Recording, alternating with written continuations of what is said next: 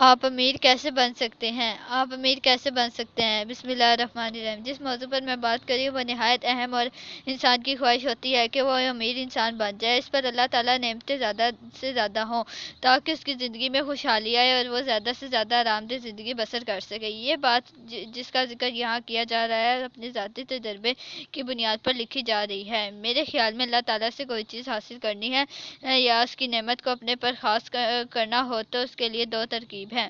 اگر کوئی انسان ان میں سے ایک پر عمل کرتا ہے تو دولت تو کیا دنیا کی بہت سی نعمتیں اس کے پاس آنے لگتی ہیں۔ اللہ اس کی آرزوؤں کو پورا کرنے لگتا ہے، اس کی تمناؤں کا خیال رکھتا ہے اور وہ جو چیز بھی مانگتا ہے اس کو عطا کر دیتا ہے۔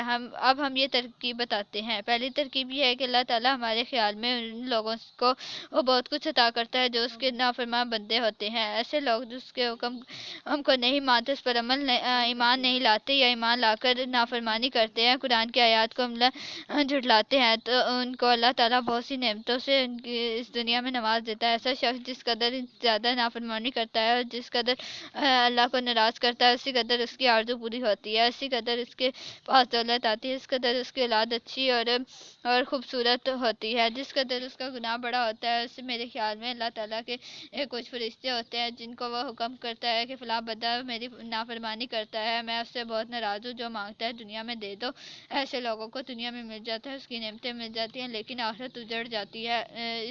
آپ نے اپنے ارد گرد کی زندگی میں دیکھا ہوگا کہ کچھ لوگ رشوت لیتے ہیں یا فراڈ کرتے ہیں، ان کے پاس عالی شان کوٹھیاں ہوتی ہیں، کاریں ہوتی ہیں، خوبصورت نرینہ اولاد ہوتی ہے، ان کا کردار ایسا ہوتا ہے اگر آپ ان کے پاس جائیں تو آپ اس سے سیدھے منہ بات نہیں کریں گے، آپ سوچنے لگیں گے کتنا غرور انسان ہے کہ صحیح طریقے سے بات نہیں کرتا، تو اللہ تعالیٰ سے اتنی نعمتیں اتنی دولت کیوں دے رکھی ہے۔ آپ سوچتے رہیں گے، کچھ سمجھ بات نہ آئے گی۔ وجہ ان نعمتوں کی یہ ہے کہ وہ اللہ تعالیٰ کا نافرمان بندہ ہے، اللہ ناراض ہے اس نے فرشتوں کو حکم دے رکھا ہے کہ جو دنیا میں مانگتا ہے دے دو، اس طرح وہ دولت مند ہوتا ہے، خوبصورت نرینہ اولاد کا باپ ہوتا ہے اور بہت سی نعمتوں سے محفوظ ہو رہا ہوتا ہے۔ آپ کالے علم کے متعلق جانتے ہوں گے، اس کی بنیاد بھی اسی فلسفے پر ہے۔ وہ جس قدر بے باک انداز میں اللہ تعالیٰ کو ناراض کرتا ہے، اس قدر زیادہ چیزیں اور اپنی آرزوئیں پوری کرواتا ہے اور دنیا میں عیش کرتا ہے۔ یہ اس کی خدا سے ناراضگی کی وجہ سے ہوتا ہے۔ آپ تاریخ کے اوراق کو الٹ کر تو دیکھیں، ہمیں یہ بات بھی نظر آئے گی۔ آئیے مسلمہ کذاب جھوٹے نبی کو دیکھتے ہیں کہ وہ لوگوں کو جمع کرتا تھا اور آسمان کی طرف اپنی کمان کا رخ کرتا تھا اور ایک تیر آسمان کی طرف پھینکتا تھا۔ تیر جب اوپر سے واپس آتا تو اس پر خون لگا ہوتا تھا اور کہتا تھا کہ میں نے تمہارے خدا کو قتل کر دیا ہے۔ نعوذ باللہ، سوچنے کی بات یہ ہے کہ خون کہاں سے لگ گیا؟ یہ خون اللہ ہی نے لگایا ہوتا تھا، وجہ اس کی نافرمانی تھی۔ اس بات کا ثبوت کہ اللہ تعالیٰ ان لوگوں کو بہت دیتا تھا جو اس کی نافرمان بندے ہوتے ہیں یا جن سے وہ ناراض ہوتا ہے، ایک قرآن کی آیت سے بھی ملتا ہے۔ فَلَمَّا نَسُوا مَا ذُكِّرُوا بِهِ فَتَحْنَا عَلَيْهِمْ أَبْوَابَ كُلِّ شَيْءٍ حَتَّىٰ إِذَا فَرِحُوا بِمَا أُوتُوا أَخَذْنَاهُمْ بَغْتَةً فَإِذَا هُمْ مُبْلِسُونَ۔ ترجمہ: پھر جب انہوں نے اس نصیحت کو جو انہیں کی گئی تھی بھلا دیا تو ہم نے ہر طرح کی خوشحالیوں کے دروازے ان کے لیے کھول دیے، یہاں تک کہ وہ ان بخششوں میں جو انہیں عطا کی گئی تھیں خوب مگن ہو گئے۔ تو اچانک ہم نے انہیں پکڑ لیا اور اب حال یہ تھا وہ ہر خیر سے مایوس تھے۔ اس آیت سے یہ بات بھی سمجھ میں آتی ہے کہ دنیا میں جن لوگوں نے اللہ تعالیٰ کو ناراض کیا ہوتا ہے اس کو دنیا دے دیتا ہے۔ اب ہم دوسری ترکیب کی طرف آتے ہیں۔ دوسری کون سی چیز ہے جس سے اللہ تعالیٰ اپنی نعمتیں عطا کرتا ہے؟ وہ یہ ہے کہ ایک شخص مسلمان ہو، اس پر ایمان رکھتا ہو، اس کو اسی حالت میں کچھ دیتا ہے۔ جب وہ اس کو خوش کرتا ہے، اس کے بتائے ہوئے احکامات پر چلتا ہے، اس کی منع کی ہوئی چیزوں سے رک جاتا ہے۔ اب ہم اس بات کا جائزہ لیتے ہیں کہ اللہ تعالیٰ کیسے خوش ہو۔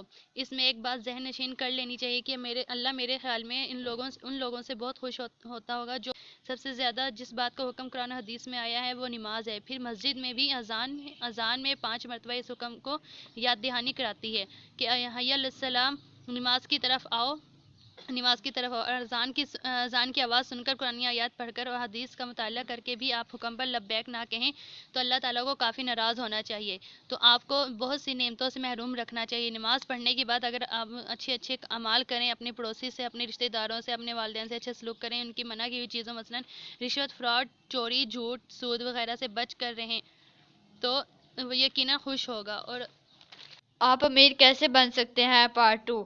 نماز پڑھنے کے بعد اگر آپ اچھے اچھے اعمال کریں، اپنے پڑوسی سے، اپنے رشتہ داروں سے، اپنے والدین سے اچھے سلوک کریں، اس کی منع کی ہوئی چیزوں مثلا رشوت، فراڈ، چوری، جھوٹ، سود وغیرہ سے بچ کر رہیں تو وہ یقیناً خوش ہوگا اور اپنے بے شمار خزانوں میں سے آپ کے نام بھی کچھ کر دے گا۔ اس طرح آپ خوشحالی ہی ہو جائیں گے اور آپ کے پاس بھی دنیا کی بہت سی نعمتیں آپ کی خواہش کے مطابق ہوں گی۔ اگر آپ عالیشان کوٹھی چاہیں گے تو شاید مل جائے گی، اگر آپ کسی بڑے مرتبے کی خواہش کریں گے تو آپ کو وہ بھی مل جائے گا، کیونکہ حکمران اللہ تعالیٰ ہے۔ آپ نے اس کو خوش کیا، اس نے آپ کی خواہش کا احترام کیا، آپ کی آرزو کو پورا کیا۔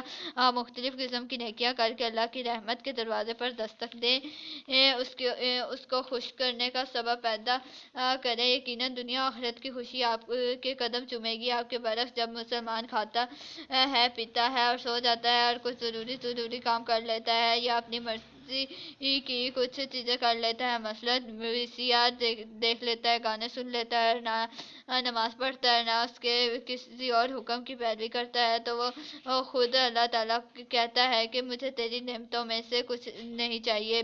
تو اللہ میرے خیال میں اللہ تعالیٰ کو بھی آپ کو کچھ نہیں دینا چاہیے اور غربت میں ہی آپ کی زندگی کو رہنا چاہیے۔ آپ کو بڑا عہدہ نہیں دینا چاہیے کیونکہ آپ اس قابل نہیں ہیں، بلکہ اس کے لینے سے خود ہی انکار کرتے ہیں۔ آپ اللہ تعالیٰ کے بن کر اور دیکھیں، پھر اس کی نعمتوں کا نزول آپ اپنی آنکھوں سے خود دیکھ لیں گے اور میرے اس مضمون میں لکھی ہوئی یہ بات آپ کے دل میں نقش ہو جائے گی اور اس پر آپ اس راز کو پا کر خوشی سے پاگل نظر آئیں گے۔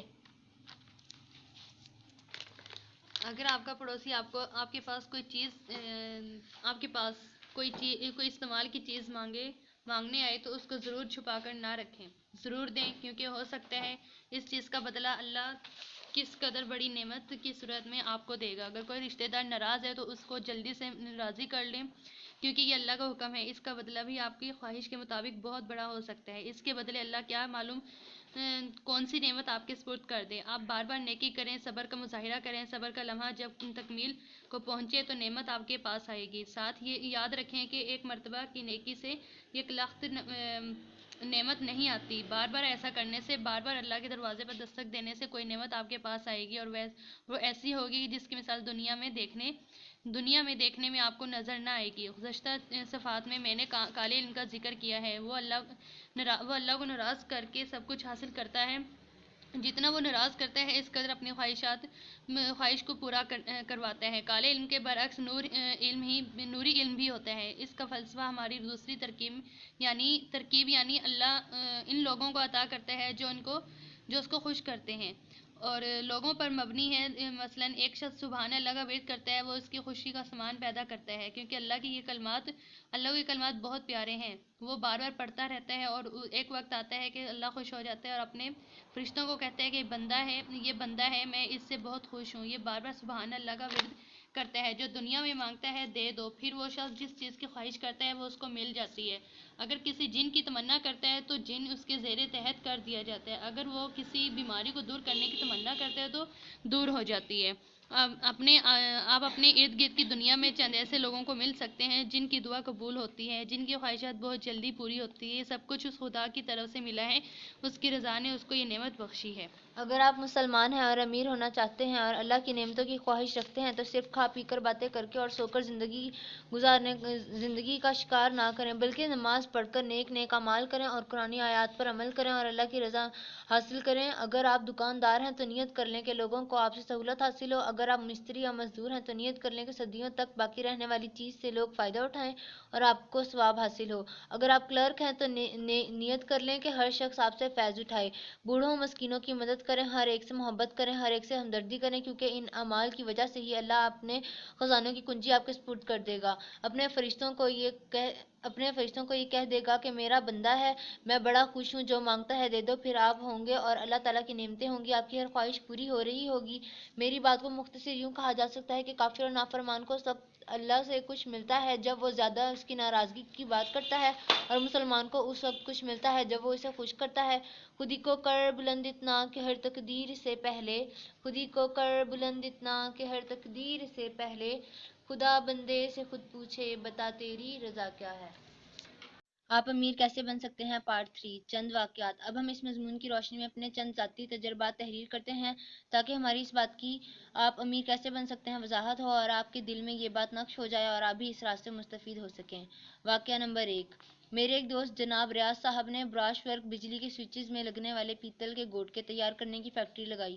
کام کافی خوش اسلوبی اور مہارت سے شروع ہوا۔ ورکشاپ میں کافی گہما گہمی نظر آتی تھی لیکن کچھ عرصے بعد ساری مشینیں بند ہو گئیں سوائے ایک مشین کے جس پر ایک کاریگر اور بچہ کام کرتا تھا۔ جب میں ریاض صاحب کی زیارت کے لیے ان کی فیکٹری میں گیا، مشینیں بند ہونے کا سبب دریافت کیا۔ جواب میں ریاض صاحب نے فرمایا کہ میں یہ کام بند کر رہا ہوں، اس میں کوئی منافع نہیں ہے۔ اس پر میں نے انہیں یہ بتایا کہ کام نہ چھوڑیں، میری ایک بات مان لیں، اگر اس کے بعد فائدہ نہ ہو تو آپ اپنی مرضی کے مطابق کام چھوڑ دیں۔ پھر میں نے انہیں بتایا آپ سوئچز کے اندر لگنے والا گوٹکا تیار کرتے ہیں، ان سے سوئچ بنتے ہیں۔ یہ سوئچ گھروں میں لگتے ہیں، مساجد میں لگتے ہیں، کارخانوں میں فٹ ہوتے ہیں۔ گھر، مساجد، فیکٹریوں میں لوگ اس سے گزرنے والے کرنٹ سے لائٹ روشن کرتے ہیں، پنکھے چلاتے ہیں۔ اس میں بعض لوگ قرآن کی تلاوت کرتے ہیں، ذکر کرتے ہیں اور بعض لوگ روزی کماتے ہیں۔ عورتیں گھر کا کام کرتی ہیں جس سے عوام الناس کو فائدہ ہوتا ہے۔ آج سے آپ یہ سوچ کر یہ کام کریں کہ مالی منافع کے لیے نہیں بلکہ اللہ کی رضا حاصل کرنے کے لیے اور لوگوں کو فائدہ پہنچانے کے لیے یہ سوئچ بناؤں گا۔ اگر آپ اس نیک نیتی کے ساتھ یہ کام کریں گے، خدا خوش ہوگا، اس طرح وہ آپ کی خواہش کا احترام کرے گا اور آپ کے پاس پیسوں کی کمی نہ ہونے دے گا اور عین ممکن ہے کہ آپ کے تمام گھر میں اللہ تعالیٰ مشینیں ہی مشینیں لگوا دے۔ اس کے بعد ریاض صاحب نے اس نیک نیتی کے ساتھ کام شروع کیا۔ کچھ عرصے بعد بند شدہ مشینیں دوبارہ کارِ عمل میں آ گئیں۔ کچھ ماہ بعد دوبارہ ان کے گھر گیا تو دیکھتا ہوں کہ ایک خراد مشین لگ گئی ہے۔ پھر ٹائم گزرتا رہا اور ریاض صاحب کے گھر کے اندر جہاں وہ رہتے تھے وہاں بھی مشینیں لگ گئیں۔ گویا اللہ کی خوشنودی کے لیے انہوں نے کام کیا، اللہ نے ان کی خواہش کو پورا کیا۔ آپ بھی جو کام کریں خدا کی رضا حاصل کرنے کے لیے کریں، مخلوق خدا کی بھلائی کے لیے کریں، لوگوں کی جیبیں خالی کرنے کے لیے یا صرف نوٹ کمانے کے لیے نہیں۔ اس نیت سے جو کاروبار بھی آپ سنبھالیں گے آپ خود ہی اپنے آنکھوں سے دیکھ لیں گے کہ وہ وہی دولت پیدا کرنے کا سبب بنتا ہے یا نہیں، آخرت میں ذریعہ نجات بنتا ہے یا نہیں، کیونکہ نیت کے نیک ہونے سے ہر کام اسلام میں عبادت بن جاتا ہے۔ اس کو اپنائیے اور دنیا اور آخرت کو خدا کی نعمتوں سے بھر دیجیے۔ واقعہ نمبر 2۔ میں اور میرے ایک محسن ساتھی خدا بخش انور صاحب ملازمت کے سلسلے میں بس پر جایا کرتے تھے۔ خدا بخش انور صاحب کا مکان بس اسٹاپ سے بہت دور تھا، اس لیے وہ بس اسٹاپ پر موجود سائیکل کی دکان پر اپنی سائیکل کھڑی کر دیتے تھے۔ تین دن اتفاق سے ہمیں سائیکل والے کی دکان پر دیر تک کھڑے رہنے کا موقع مل گیا۔ ہم نے دیکھا کہ ایک لڑکا سائیکل والے سے سائیکل مانگتا ہے اور سائیکل والا اس کو انور صاحب کی سائیکل دے دیتا ہے۔ وہ اپنی بہن کو سائیکل پر بٹھا کر اسکول چھوڑ آتا ہے۔ 3 دن لگاتار ایسا ہوتا رہا۔ اس پر انور صاحب کو خیال آیا کہ یہ سائیکل والا نہ جانے دن میں کتنے لوگوں کو میری سائیکل دیتا ہوگا، اس لیے انہوں نے مجھے کہا کہ کل سے میں اس بس اسٹاپ پر نہیں آیا کروں گا، نہ جانے کتنے لوگوں کو سارا دن میری سائیکل دیتا ہوگا۔ میرے سامنے ہر روز اس لڑکے کو سائیکل دے دیتا ہے۔ اس پر میں نے انہیں بتایا کہ یہ ٹھیک ہے، وہ آپ کی سائیکل دوسروں کو دے دیتا ہے لیکن وہ مہربانی کرتا ہے، اجرت پر تو نہیں دیتا۔ اگر وہ آپ کی سائیکل اجرت پر دیتا تو پھر آپ یہاں نہ آتے، لیکن وہ خلق خدا کو فائدہ پہنچانے کے لیے ایسا کرتا ہے۔ شاید آپ کا نقصان ہو، آپ کی سائیکل خراب ہو جائے، ٹوٹ جائے، لیکن یہ آپ کے خود چلانے سے بھی ٹوٹ سکتی ہے۔ آپ خدا کی خوشنودی حاصل کرنے کے لیے اپنی سائیکل لوگوں کو لے جانے دیجیے، شاید اللہ تعالیٰ اس سائیکل کے بدلے موٹر سائیکل عطا کر دے۔ انور صاحب بہت نیک طبع اور شریف النفس تھے، فوراً میری بات مان گئے۔ کچھ عرصے ہی گزرا تھا کہ وہ میرے پاس موٹر سائیکل لے کر آ گئے اور کہنے لگے یہ موٹر سائیکل ابھی میں خرید کر لایا ہوں۔ آج کل بالکل نیا موٹر سائیکل ان کے پاس ہے اور اللہ نے ان کو بڑی شان و عزت دے رکھی ہے۔ انہوں نے اللہ کی رضا کے لیے کام کیا، اللہ نے ان کی خواہش کو پورا کیا۔ آپ بھی اللہ کی رضا کے لیے لوگوں کو برتنے کی چیزیں دے دیا کریں، اس کا بدلہ اللہ آپ کو پتہ نہیں کس صورت میں دے گا، کون سی چیز وہ آپ کے سپرد کر دے گا۔ واقعہ نمبر 3 اگلی ویڈیو میں سنیے۔ ویڈیو نمبر 4 آپ امیر کیسے بن سکتے ہیں۔ واقعہ نمبر 3۔ زندگی نام ہے نشیب و فراز کا، کبھی غم سے انسان کو واسطہ پڑتا ہے اور کبھی خوشی سے دامن گیر ہوتی ہے۔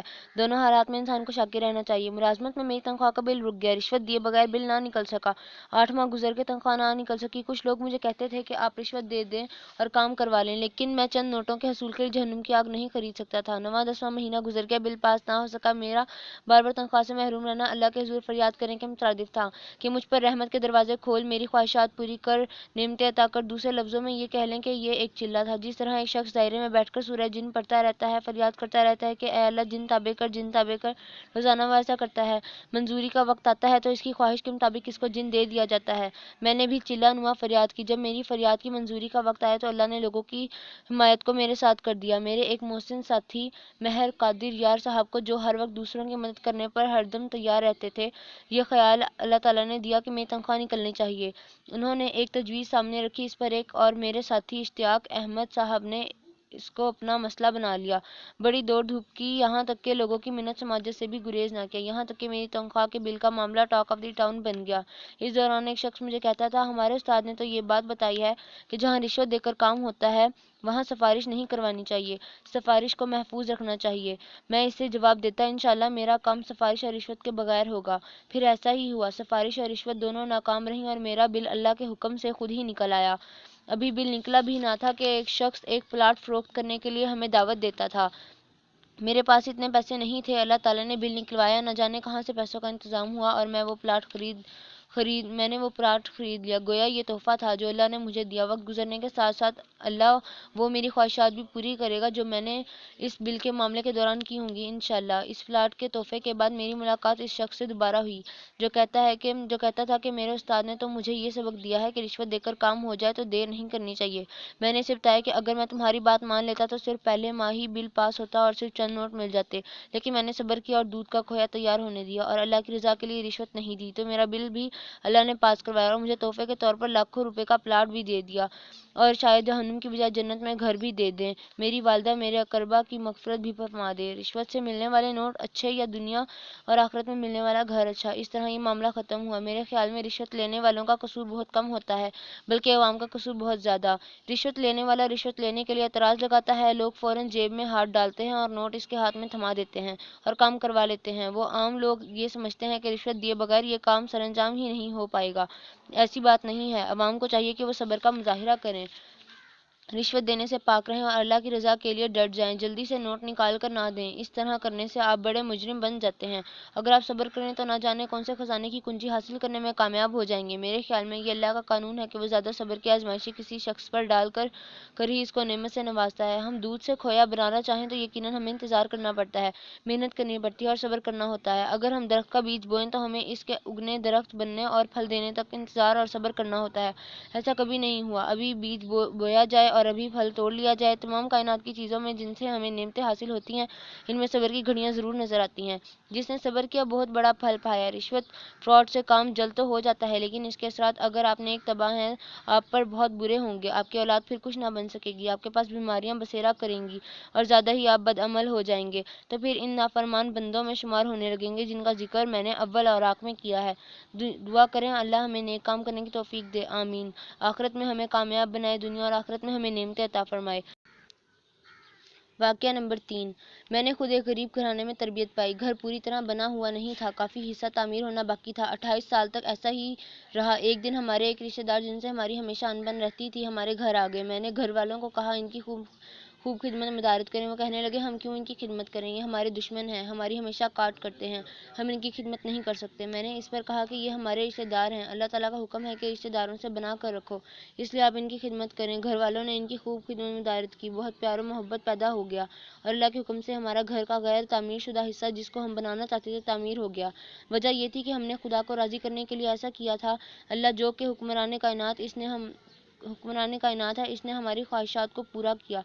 फिर इस जगह पर अल्लाह की नेमत और करम ख़त्म नहीं हुआ, बल्कि अल्हम्दुलिल्लाह आज का दिन है कि अल्लाह ताला ने हमें 4 मकानों का मालिक बना दिया है। मेरे ख्याल में अल्लाह इस बात को बहुत पसंद करता है कि मुसलमान रिश्तेदार पड़ोसी आपस में प्यार और मोहब्बत से रहें। हमारी अक्सर इबादत भी आपस में मोहब्बत और प्यार और भाईचारा पैदा करवाना चाहती हैं।